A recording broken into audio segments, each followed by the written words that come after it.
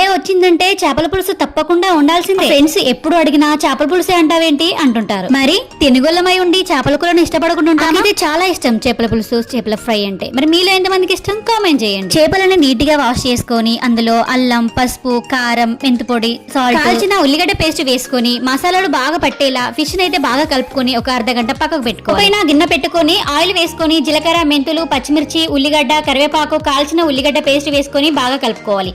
కొత్తిమీర, పుదీనా వేసి బాగా కలిపేసుకొని కొంచెం పసుపు కూడా వేసుకోవాలి. క్లిప్ మిస్ అయిపోయింది. ఫిష్ అన్ని వేసుకొని ఒక 5 నిమిషాలు ఆయిల్లోనే వేయించుకోవాలి. ముందుగా రెడీ పెట్టిన చింతపండు పులుసు పోసుకొని 15 నిమిషాలు మీడియం ఫ్లేమ్ లో ఉడికించుకోవాలి. ఈ లోపు సింక్ లో ఉన్న బౌల్ గబగబా కడిగేద్దాం అనుకో. బావకి పవన్ కళ్యాణ్ గారు అంటే చాలా ఇష్టం. మొన్న జరిగిన ఎన్నికల్లో పవన్ కళ్యాణ్ గారు గ్లాస్ గుర్తుతో గెలవగానే రోజు టీ గ్లాస్ లోనే తాగాలని గ్లాస్ తెచ్చుకున్నాడు. టీ కూడా రోజు గ్లాస్ లోనే తాగుతున్నాడు. కానీ సింక్ లో నేను గ్లాస్ ఉంది మర్చిపోయా. టబా బౌల్ కడిగేసరికి నా చేతిలో నుంచి జారి గ్లాస్ అయితే కింద పడిపోయి పగిలిన విషయం అయితే బావతో ఇప్పుడు